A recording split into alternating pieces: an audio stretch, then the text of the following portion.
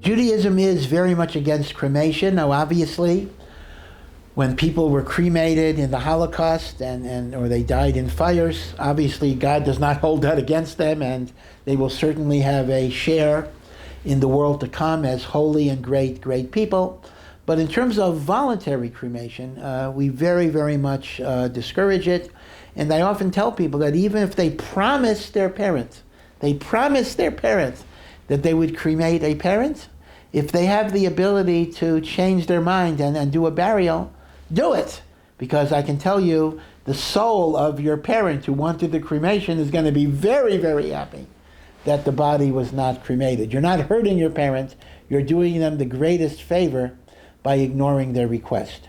Now, the reason why Judaism is against cremation, well, number one, is a verse in the Bible itself. Adam was made from the dust of the earth. Adam was made from the dirt. And the Torah describes burial, afar atah, you are dirt, el afar tashuv, your body should decompose naturally and go back into the dirt.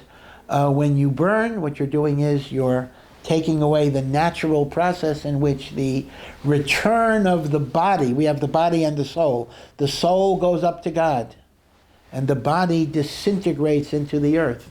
That's the symmetry. The soul came from God's breath, it returns to God. The body came from the dirt, it returns to the dirt.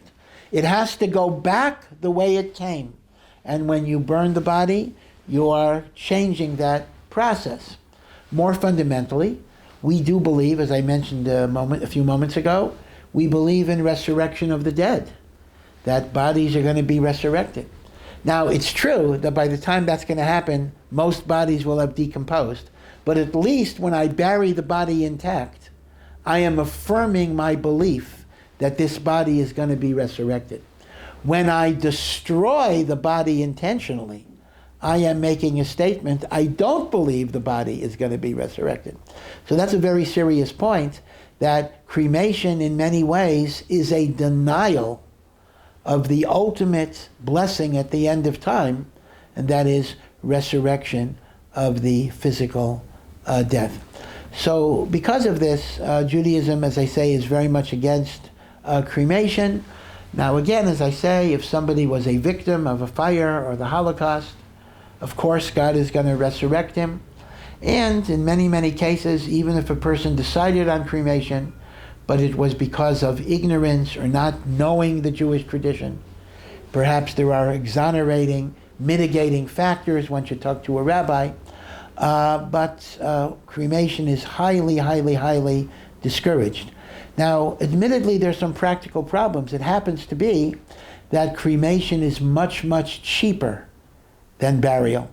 And I hate to say it, but it happens to be that the money is playing a factor in people choosing to cremate. That's very unfortunate. The solution to that has to be that we frankly have to make the cost of funerals cheaper by providing tzedakah and various other subsidies.